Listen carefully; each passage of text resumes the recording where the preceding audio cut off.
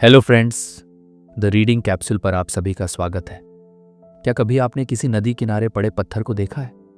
सदियों से पड़ा है, ना कोई शिकायत ना कोई शोर, फिर भी वो कुछ कहता है। क्या वाकई पत्थर बोलते हैं? ओशो कहते हैं, हाँ, अगर तुम सुन सको तो हर पत्थर में एक उपदेश छिपा है, एक जीवन दर्शन। आज हम जानेंगे उन्हीं अदृश्य संदेशों को ओशो की नज़र से। चैप्टर 1, जीवन का मौन उपदेश, ओशो। इस पहले अध्याय की शुरुआत एक बहुत ही सामान्य लेकिन गहरे सवाल से करते हैं। क्या तुमने कभी किसी पत्थर को ध्यान से देखा है? हम रोज रास्तों में चलते हैं, हजारों पत्थरों पर पैर रखते हैं, लेकिन कभी रुककर उन्हें देखने की कोशिश नहीं करते। क्यों? क्योंकि हम उन्हें बेजान मानते हैं। पर ओशो कहते हैं कि यही हमारी सबसे बड़ी गलती है। जो तुम्हें बेजान दिखता है वो भी चेतना का हिस्सा है। ओशो समझाते हैं कि पत्थर केवल एक वस्तु नहीं है, वो प्रकृति की एक प्राचीन अभिव्यक्ति है, एक तरह की मौन किताब, एक जीवित उपदेश जिसे केवल वही पढ़ सकता है जिसकी दृष्टि भीतर की और मुड़ी हो। उनके अनुसार हर पत्थर अपने भीतर समय की स्मृति को समेटे हुए है। उसने बारिश देखी है, गर्मी झेली है, सर्द हवाओं को सहा है, लेकिन कभी कुछ कहा नहीं। फिर भी उसमें एक तरह का अनुभव है, एक मौन भाषा है जो हमें सिखा सकती है धैर्य, सहनशीलता और अस्तित्व की गहराई को। ओशो इस अध्याय में मौन की शक्ति पर जोर देते हैं। वे कहते हैं कि धर्म मौन से जन्मता है। शब्द केवल संकेत है। सत्य को जानना है तो शब्दों से परे जाना होगा। पत्थर उस मौन का प्रतीक है जो सिर्फ गूंगा नहीं है बल्कि गूढ़ है, गहरा है। वो मौन जो बोलता नहीं लेकिन फिर भी सब कुछ कह देता है। ओशो कहते हैं कि जो व्यक्ति जीवन को देखना शुरू करता है जैसा वह है, बिना विचारों की परत के, वो एक दिन पत्थरों से भी संवाद करने लगता है, क्योंकि तब उसका अपना मन मौन हो जाता है। और यही इस अध्याय की मूल शिक्षा है। जब तक तुम्हारा मन शब्दों से भरा रहेगा तब तक तुम प्रकृति के मौन संदेशों को नहीं सुन पाओगे। और यही ध्यान की शुरुआत है। अगर एक पत्थर तुम्हें मौन का रहस्य सिखा सकता है तो क्या एक फूल तुम्हें प्रेम का मार्ग दिखा सकता है? क्या सच में हर तत्व, हवा, जल, अग्नि, वृक्ष कोई ना कोई उपदेश देता है? इसका उत्तर ओशो अगले अध्याय में देते हैं। चैप्टर 2, फूलों से प्रेम का पाठ। पहले अध्याय में ओशो ने हमें पत्थरों की मौनता और उसकी चेतना से परिचित कराया था। दूसरे अध्याय में वह हमें एक बिल्कुल अलग लेकिन उतना ही गहरा प्रतीक दिखाते हैं, फूल। ओशो कहते हैं कि अगर पत्थर मौन का प्रतीक है तो फूल प्रेम का साक्षात रूप है। वो न तो लंबे उपदेश देते हैं, न ही तुम्हें धर्म के नियमों में बांधते हैं। वे बस खिलते हैं, मुस्कुराते हैं और फिर बिना शिकायत के झड़ जाते हैं। उनका जीवन बहुत छोटा होता है, कभी कुछ घंटों का, कभी कुछ दिनों का, लेकिन उस थोड़े से समय में भी वे सौंदर्य का एक ऐसा संदेश दे जाते हैं जो किसी किताब में नहीं मिलेगा। ओशो पूछते हैं, क्या तुमने कभी देखा है कि फूल अपना सौंदर्य केवल खूबसूरत लोगों के लिए नहीं बचाते? वे तो कांटों के साथ भी खिलते हैं, धूल में भी मुस्कुराते हैं, जिसे हम प्रेम कहते हैं। ओशो के अनुसार वह कोई भावना नहीं बल्कि एक अवस्था है, और फूल उसका सर्वोच्च उदाहरण है। वे प्रेम करते हैं, बिना अपेक्षा के वे देते हैं खुद को पूरी तरह, फिर चाहे कोई देखे या ना देखे। ये सच्चा प्रेम है जहां ना कोई मैं बचता है, ना कोई मेरा। ओशो इस अध्याय में हमें यह समझाते हैं कि जब तक हमारा प्रेम मांग से भरा है, जब तक उसमें स्वार्थ छुपा है, वह प्रेम नहीं है, वह व्यापार है, वह सौदा है। फूल हमें सिखाते हैं, खिलो मत, पूछो क्यों, दो मत सोचो क्या मिलेगा, झरो मत डर से। प्रेम की पूर्णता झरने में है। ओशो का यह अध्याय हमें प्रेम को एक नई नज़र से देखना सिखाता है। वह प्रेम जिसे पाने की नहीं, बस बहने की ज़रूरत है। अगर फूल हमें प्रेम का रहस्य सिखाते हैं तो क्या कांटे हमें जीवन की पीड़ा को समझने और स्वीकारने का मार्ग दिखा सकते हैं? क्या सिर्फ सौंदर्य ही शिक्षक है या कष्ट भी? ओशो इसका उत्तर अगले अध्याय में देते हैं, जहां वह बात करते हैं पीड़ा के महत्व और उसके पीछे छुपे आत्मबोध के अवसर की। क्या आप तैयार हैं उस गहराई को देखने के लिए जहां पीड़ा शिक्षक बन जाती है? चैप्टर 3, पीड़ा जो गुरु बन जाए। पिछले अध्याय में हमने फूलों से प्रेम का पाठ सीखा था। अब ओशो हमें उस दिशा में ले जाते हैं जिससे हम सामान्यतः भागते हैं, पीड़ा। हम सब चाहते हैं कि जीवन में सुख हो, शांति हो, आनंद हो, लेकिन क्या कभी सोचा है कि जो सबसे अधिक हमें तोड़ता है वही हमें सबसे गहराई से जोड़ता भी है? ओशो इस अध्याय में एक बहुत ही साधारण लेकिन कठोर सत्य बताते हैं, पीड़ा जीवन का एक आवश्यक हिस्सा है और उससे भागने के बजाय अगर तुम उसे समझो, उसका स्वागत करो, तो वही पीड़ा तुम्हारे भीतर क्रांति ला सकती है। वे कहते हैं कि जिस तरह सोना आग में तपकर शुद्ध होता है, उसी तरह मनुष्य भी कष्ट के क्षणों में अधिक सजग, अधिक सच्चा और अधिक जीवित होता है। ओशो समझाते हैं कि हम जब तक सुख में होते हैं तब तक हम बाहर की दुनिया में उलझे रहते हैं, लेकिन जब पीड़ा आती है तो हमारे सारे भ्रम टूटते हैं। तब हम अपनी सीमाओं को देख पाते हैं और वहीं से हमारी खोज शुरू होती है, आत्मा की खोज। ओशो पीड़ा को एक गुरु की तरह देखते हैं। वो कहते हैं कि पीड़ा हमें अहंकार से मुक्त करती है। ये दिखाती है कि हम सब कुछ नियंत्रित नहीं कर सकते, और यही एहसास हमें समर्पण की ओर ले जाता है। वे एक बहुत गहरी बात कहते हैं, ध्यान पीड़ा से जन्मता है। जब मन पूरी तरह टूट जाता है, जब कोई रास्ता नहीं बचता, तभी मौन भीतर उतरता है और उसी क्षण ध्यान का बीज अंकुरित होता है। यह अध्याय हमें सिखाता है कि अगर हम पीड़ा से भागे नहीं बल्कि उसे समझें और उसके पार जाएं, तो वही हमें उस बिंदु तक पहुंचा सकती है जहां हम पहले कभी नहीं पहुंचे थे, जहां हम केवल सुनने वाले नहीं बल्कि देखने वाले बन जाते हैं। अगर पीड़ा हमें भीतर की ओर ले जा सकती है, तो क्या अकेलापन वो द्वार है जिससे हम स्वयं को पहली बार सच में जान सकते हैं? क्या अकेलापन कोई अभिशाप है या एक अवसर? ओशो इस रहस्य को अगले अध्याय में खोलते हैं, जहां वह हमें दिखाते हैं कि अकेलापन और एकांत में क्या फर्क है और कैसे एकांत से ही आत्मज्ञान का मार्ग शुरू होता है। क्या आप तैयार हैं उस मौन से मिलने के लिए जो किसी और से नहीं, सिर्फ खुद से मिलने में मिलता है? चौथा अध्याय, अकेलापन नहीं, एकांत। पिछले अध्याय में हमने सीखा कि पीड़ा केवल एक यातना नहीं बल्कि एक गुरु हो सकती है। अब ओशो हमें एक और गहराई की ओर ले जाते हैं, अकेलेपन की ओर। लेकिन वे शुरुआत में ही एक जरूरी भेद समझाते हैं। ओशो कहते हैं, अकेलापन और एकांत एक जैसे दिखते हैं, लेकिन दोनों का अंतर वही है जो बंदी गृह और आश्रम में होता है। अकेलापन जबरन होता है, वो तुम्हें तोड़ता है, तुम्हें अधूरा महसूस कराता है, तुम दूसरों की तलाश में भटकते हो, तुम्हारा मन भीड़ के बिना बेचैन हो जाता है। लेकिन एकांत, वो तुम्हारी अपनी पसंद है, तुम्हारा अपना चयन, जिसमें तुम खुद के सबसे पास होते हो। ओशो कहते हैं कि जब तक तुम भीड़ में सुख ढूंढते रहोगे, तब तक तुम एक गहरे डर के गुलाम रहोगे। एकांत वही स्थिति है जहां तुम पहली बार खुद को बिना मुखौटे के देखते हो। वो डरावना भी हो सकता है, क्योंकि वहां तुम्हारे पास कोई बहाना नहीं बचता, कोई दूसरा नहीं बचता, सिर्फ तुम हो और तुम्हारा सत्य। ओशो समझाते हैं कि ध्यान उसी एकांत में जन्मता है जहां तुम किसी से कुछ कहने की जरूरत महसूस नहीं करते, जहां मौन बोझ नहीं बल्कि आराम बन जाता है। वे कहते हैं, जो व्यक्ति एकांत में जीना सीख जाता है, वो किसी से कुछ मांगता नहीं बल्कि जो भी मिलता है उसे प्रेम से स्वीकार करता है। ऐसा व्यक्ति भीड़ में भी अकेला रह सकता है, लेकिन वो अकेलापन अब बोझ नहीं बल्कि शक्ति बन जाता है। ओशो इस अध्याय में ध्यान के कई रूपों का जिक्र नहीं करते। वे केवल ये कहते हैं कि ध्यान कोई तकनीक नहीं, ध्यान वह स्वाभाविक मौन है जो एकांत में तुम्हारे भीतर उतरता है। यह अध्याय बहुत गहराई से हमें यह समझाने की कोशिश करता है कि भीतर का संसार तभी प्रकट होता है जब बाहर की आवाजें शांत हो जाती हैं।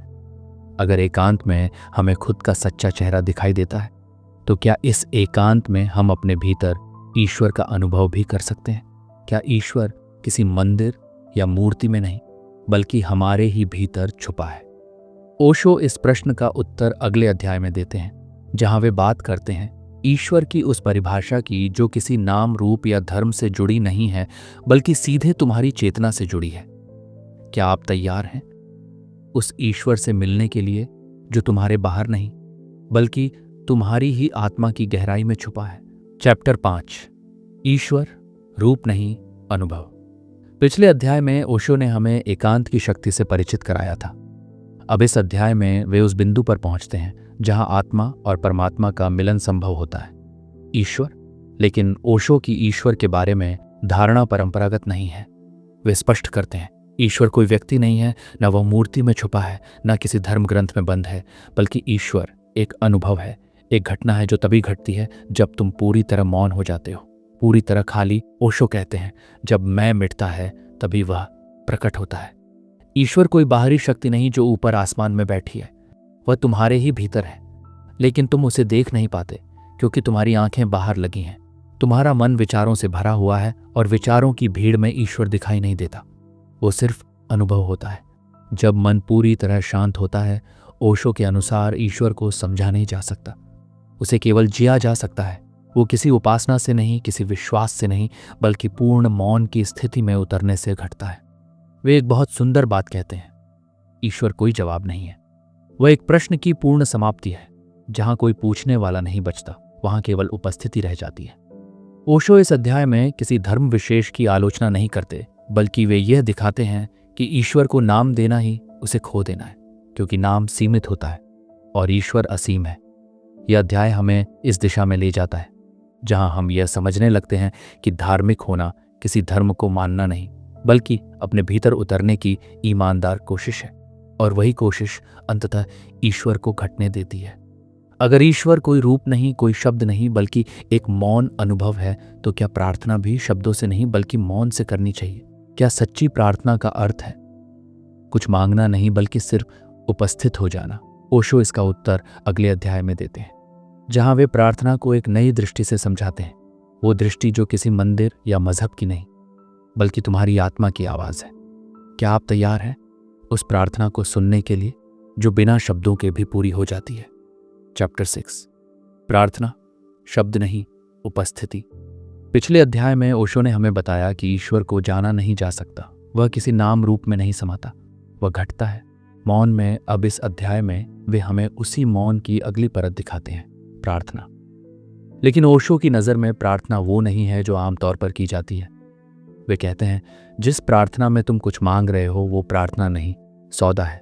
हे भगवान, मुझे यह दे दो, मुझे उससे बचा लो, मुझे सफल बना दो। यह सब तुम्हारा मन है, तुम्हारी इच्छा है, प्रार्थना नहीं। ओशो के अनुसार सच्ची प्रार्थना तब होती है जब तुम कुछ नहीं मांगते, बल्कि सिर्फ मौन होकर गहराई से उपस्थित हो जाते हो, जहां तुम ईश्वर के सामने एकदम खाली हो, बिल्कुल नंगे, बिना किसी लालच के, बिना किसी योजना के। वे कहते हैं, प्रार्थना मांग नहीं है, प्रार्थना समर्पण है। तुम कुछ कहो ना कहो, अगर तुम्हारी उपस्थिति सच्ची है तो वही पर्याप्त है। ओशो ये भी कहते हैं कि प्रार्थना किसी भाषा में नहीं होती, उसका कोई धर्म नहीं होता, वो हिंदू या मुस्लिम नहीं होती। वो तो एक गूढ़ अनुभूति है जो तुम्हारे भीतर घटती है। जैसे ही तुम पूरी तरह शांत होते हो, जैसे ही तुम अपनी मैं को एक तरफ रख देते हो। वे एक सुंदर उदाहरण देते हैं, जैसे फूल बिना कुछ कहे अपनी खुशबू बिखेरता है, वैसे ही सच्चा साधक मौन में प्रार्थना करता है। प्रार्थना कोई क्रिया नहीं, बल्कि एक अवस्था है जिसमें तुम खुद मिट जाते हो और केवल वे ही बचता है। इस अध्याय में ओशो एक बात बार बार दोहराते हैं, प्रार्थना का अर्थ है अपने भीतर उतरना और वहां कुछ न पाकर भी संतुष्ट हो जाना। अगर प्रार्थना मांगना नहीं बल्कि मौन में डूबना है, तो फिर पूजा क्या है? क्या पूजा भी केवल एक सामाजिक रस्म है, या उसमें भी कोई जीवन तत्व छुपा है? क्या पूजा और ध्यान एक ही राह के दो चरण हैं? ओशो इस रहस्य को अगले अध्याय में खोलते हैं, जहां वे पूजा के गहरे अर्थ और उसकी सीमाओं को उजागर करते हैं। क्या आप तैयार हैं उस सत्य से मिलने के लिए जो पूजा की परंपरा के पार है, लेकिन उसकी आत्मा के बहुत पास है? चैप्टर 7, पूजा, परंपरा या उपस्थिति। पिछले अध्याय में ओशो ने प्रार्थना की गहराई को खोलकर दिखाया था। अब इस अध्याय में वे एक और शब्द की परतें हटाते हैं, पूजा। हम सब किसी न किसी रूप में पूजा करते हैं, कभी मंदिर में जाकर, कभी मूर्ति के सामने दीप जलाकर, कभी घंटी बजाकर। लेकिन ओशो एक गहन सवाल उठाते हैं, क्या ये सब पूजा है या सिर्फ परंपरा का अनुकरण?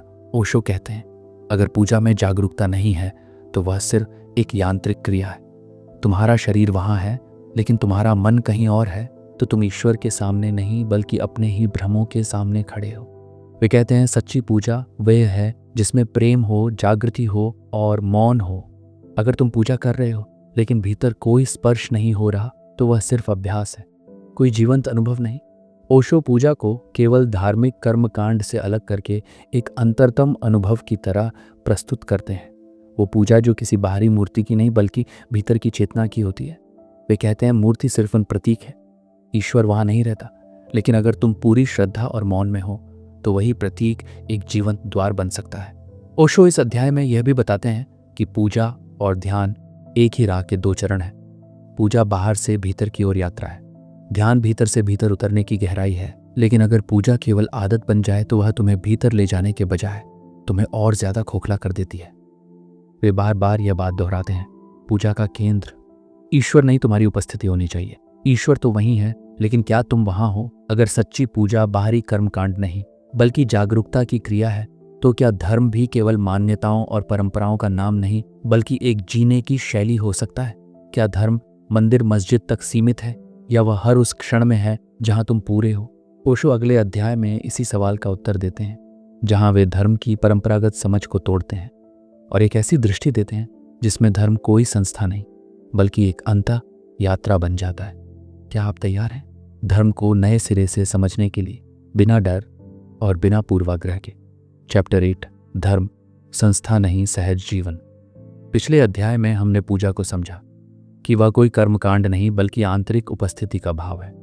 अब ओशो हमें एक और गहरी समझ की ओर ले जाते हैं, जिसे अक्सर लोग जन्म से जोड़ देते हैं, नाम से पहचान लेते हैं या किताबों से परिभाषित कर देते हैं। धर्म। ओशो इस अध्याय की शुरुआत ही एक स्पष्ट बात से करते हैं। धर्म का जन्म तुम्हारी आत्मा में होता है, ना कि किसी मजहब के नाम पर। वे कहते हैं कि तुम हिंदू, मुस्लिम, ईसाई, सिख जन्म से हो सकते हो, लेकिन धर्मी व्यक्ति तुम तभी बनते हो जब तुम जागरूक हो जाते हो। ओशो के अनुसार धर्म कोई संस्था नहीं, कोई संगठन नहीं, बल्कि एक सजगता की अवस्था है जिसमें तुम सत्य को खुद अनुभव करते हो, ना कि किसी और की कही हुई बातों पर आंख मूंद कर विश्वास करते हो। वे कहते हैं जिस धर्म में प्रश्न पूछना मना है वह धर्म नहीं, वह गुलामी है। धर्म वहां पैदा होता है जहां तुम्हारे भीतर सत्य को जानने की प्यास हो, जहां तुम किसी परंपरा से नहीं बल्कि अपने अनुभव से जीने लगो। ओशो हमें यह भी समझाते हैं कि धर्म कोई कपड़ों से, भाषा से या पूजा पाठ से नहीं पहचाना जाता, बल्कि इस बात से कि क्या तुम अपने जीवन में प्रेमपूर्ण हो, सजग हो और स्वतंत्र हो। अगर तुम्हारा धर्म तुम्हें भय दिखाता है, दूसरों को नीचा दिखाता है या तुम्हारे मन में द्वेष भरता है, तो वह धर्म नहीं, वह राजनीति है। ओशो साफ शब्दों में कहते हैं धर्म व्यक्ति को जोड़ता है, मजहब व्यक्ति को बांटता है। यह अध्याय हमें यह समझने में मदद करता है कि असली धर्म बाहरी पहचान नहीं बल्कि एक भीतर का मार्ग है, जहां कोई झंडा नहीं, कोई समूह नहीं, सिर्फ तुम हो और तुम्हारी आत्मा की आवाज। अगर धर्म कोई संस्था नहीं बल्कि एक आंतरिक यात्रा है, तो फिर गुरु की क्या आवश्यकता है? क्या सत्य की खोज में कोई मार्गदर्शक जरूरी है, या हर सीकर को अकेले ही चलना पड़ता है? ओशो इस प्रश्न का उत्तर अगले अध्याय में देते हैं, जहां वे बात करते हैं गुरु और शिष्य के गहरे लेकिन संवेदनशील रिश्ते की, जो न तो नियंत्रण है और न ही अंधभक्ति बल्कि एक जीवंत संवाद है। क्या आप तैयार हैं ये जानने के लिए कि गुरु कौन होता है और सच्चा शिष्य कैसे बनता है? चैप्टर 9, गुरु और शिष्य, न अंधभक्ति न गुलामी। पिछले अध्याय में ओशो ने धर्म को एक संस्था नहीं बल्कि एक आंतरिक अनुभव बताया था। अब वे एक बेहद संवेदनशील और गहराई से भरा विषय उठाते हैं। गुरु और शिष्य का संबंध। हम अक्सर सोचते हैं कि गुरु का अर्थ है कोई ऊंचे आसन पर बैठा हुआ व्यक्ति जिसके हर शब्द को शिष्य आंख मुंह कर माने, लेकिन ओशो इस पूरी धारणा को चुनौती देते हैं। वे कहते हैं सच्चा गुरु कभी अनुयायी नहीं चाहता, वो शिष्य को मुक्त करना चाहता है। ओशो के अनुसार गुरु वह नहीं जो तुम्हें नियमों में बांध दे, बल्कि वह है जो तुम्हें नियमों से आजाद कर दे। वह तुम्हें कोई विचार नहीं देता बल्कि तुम्हें सोचने की स्वतंत्रता देता है। वे कहते हैं गुरु एक उंगली की तरह है जो चांद की ओर इशारा करता है, लेकिन मूर्ख लोग उंगली को ही पकड़कर बैठ जाते हैं। गुरु का काम है केवल जगाना, लेकिन चलना तुम्हें खुद पड़ता है। गुरु कोई ईश्वर नहीं, ना ही शिष्य कोई भक्त है। ये रिश्ता प्रेम का होता है, सम्मान का होता है, लेकिन गुलामी का नहीं। ओशो कहते हैं गुरु वह आईना है जिसमें शिष्य खुद को देख सके, लेकिन अगर शिष्य अंधभक्ति में डूब गया तो वह आईना धुंधला हो जाता है। फिर न गुरु कुछ कह सकता है, न शिष्य कुछ समझ सकता है। सच्चा शिष्य वही है जो सवाल करता है, जो भीतर से खोजता है, जो केवल सुनता नहीं बल्कि स्वयं देखता है। ओशो यहाँ यह भी समझाते हैं कि गुरु और शिष्य का संबंध एक अंतर्मन की भाषा में होता है। वह शब्दों से परे होता है, वहाँ मौन भी संवाद होता है और उपस्थिति ही शिक्षा बन जाती है। ये अध्याय हमें इस बात के लिए तैयार करता है कि अगर तुम्हें कोई सच में गुरु मिला है तो वो तुम्हें खुद के पास ले जाएगा, ना कि अपने पास। तो दोस्तों, ओशो की किताब सर्मन्स इन स्टोन्स हमें बार बार ये याद दिलाती है कि सत्य बाहर नहीं, हमारे ही भीतर है। ईश्वर कोई मूर्ति नहीं बल्कि एक मौन अनुभव है। धर्म कोई संस्था नहीं बल्कि एक जागरूक जीवन है। इस पूरी किताब के माध्यम से ओशो हमें जगाते हैं, हमें सिखाते हैं कि गुरु वो है जो हमें खुद से मिलवा दे, प्रार्थना वो है जहाँ शब्द नहीं बल्कि उपस्थिति बोलती है, और शिक्षा वो है जो चेतना को छू जाए ये किताब सिर्फ पढ़ने के लिए नहीं बल्कि जीने के लिए है। हर अध्याय एक दरवाजा है जो अगर तुमने खोला तो तुम अपने ही भीतर उतरने लगोगे।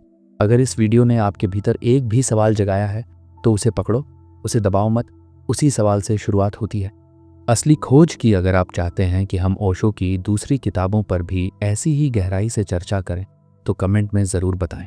और अगर ये यात्रा आपको थोड़ी भी मूल्यवान लगी हो तो इस चैनल द रीडिंग कैप्सूल को सब्सक्राइब करें, ताकि अगली बार जब हम किसी और किताब की आत्मा तक उतरें तो आप उस यात्रा में पहले यात्री बने। शेयर कीजिए उन दोस्तों के साथ जो पढ़ते तो हैं लेकिन अब जागना भी चाहते हैं। और याद रखिए, हर पत्थर में एक उपदेश छुपा है। सुनने वाला चाहिए, देखने वाली आंख चाहिए।